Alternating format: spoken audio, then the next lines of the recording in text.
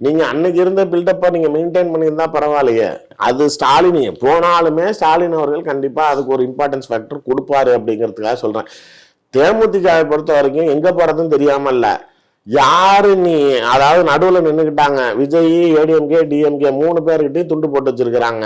நான் கேட்கறத யாரு கொடுப்ப முதல்ல இங்க பேசிக்கிட்டு இருக்காங்க. இங்க கொடுக்கலன்னா அங்க போவாங்க, அங்க பேசலன்னா இங்க போவாங்க. இப்ப யாரும் நாளைக்கு மற்றவங்க உங்களை வேணாம்னு சொல்லல, நீங்க தேவையில்லாம இங்கி பிங்கி பாக்கி போட்டுக்கிட்டு உங்களோட சொந்த தேவைகளுக்காக நாளைக்கு ரொம்ப டிமாண்ட் பண்றப்ப எல்லா பொலிட்டிக்கல் பார்ட்டிஸும் டிமாண்ட் பண்ற அளவுக்கு ஸ்டஃப் இருக்கணும். உங்களுக்கு சரக்கு இருந்தா அவன் நாளைக்கு டிமாண்ட் பண்ணுவான்.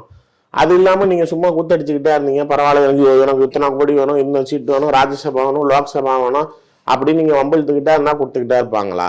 உங்களால நாளைக்கு ஏதாவது எனக்கு பலம் சேர்த்து எனக்கு அதுல பயன் இருந்தாலும் உங்களுக்கு நான் ஏதாவது செய்வேன். இப்ப விஜய் கேட்கறாருன்னா 1000 கோடி கூட எடப்பாடி கொடுப்பாரு, துணை முதலமைச்சர் கொடுப்பாரு, 50ல் 65 சீட்டு கூட கொடுப்பாரு மேக்சிமம்.